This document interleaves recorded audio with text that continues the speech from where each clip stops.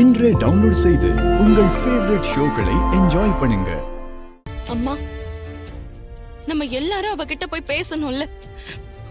அவகிட்ட ஒரு சின்ன அசைவு கூட இல்லாம கான்ஷியஸே இல்லாம அப்படியே தான் இருந்தா.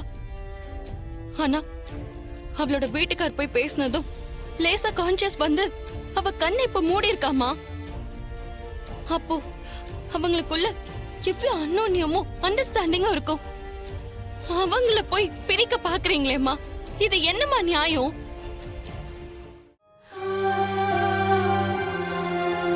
இவங்க கிட்ட போய் நியாய தர்மத்தை பத்தி பேசிட்டு இருக்கேம்மா. மனுஷங்கண்ணா கொஞ்சமாச்சும் உணர்ச்சி இருக்கணும். இவங்க கிட்ட அதெல்லாம் எதிர்பார்க்க முடியாது. மாப்பிள்ளையால நல்லது நடந்திருக்கு, அதை நினைச்சு நிம்மதியா இருப்போம்.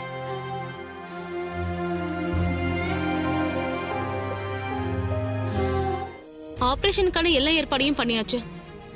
பேஷண்ட்டுக்கு இன்னும் கொஞ்ச நேரத்துல ஆபரேஷன் ஆரம்பிச்சிடலாம்ல. ஆரம்பிச்சிடலாம் டாக்டர்.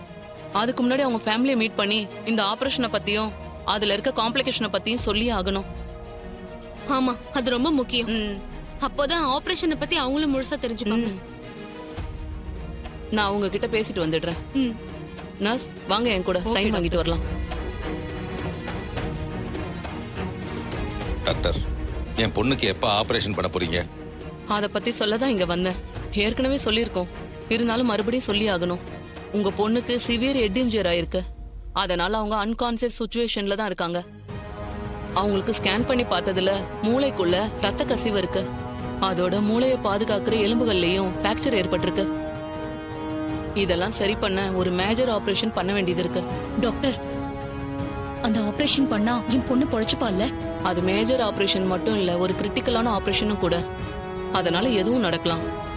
ஆபரேஷன் சக்சஸ்ஃபுல்லாவும் நடக்கலாம், இல்ல உயிருக்கு ஆபத்தாவும் முடியலாம்.